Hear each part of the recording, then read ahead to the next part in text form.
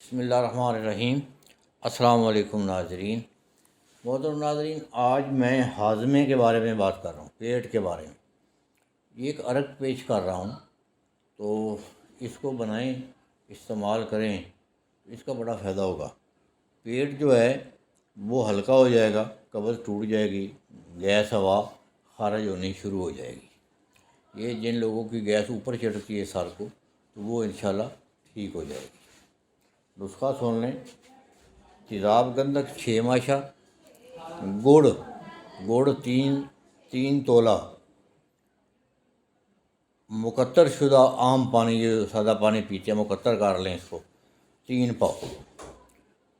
बस ये इन तीनों चीज़ों को आपस में मिला लें, तो ये बड़ा अक्सीरी किस्म का हज़मेदार शरबत अर्क बनता है।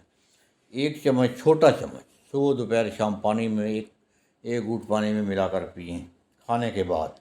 तो ये जिगर, ज़ोफ़े जिगर में और बड़ी हुई तिली में बहुत मुफीद काम करता है। गैस हवा को खारिज करता है, भूख लगवाता है, बहुत अच्छी चीज़ है। तो ये बनाएं और दुआ में याद रखें।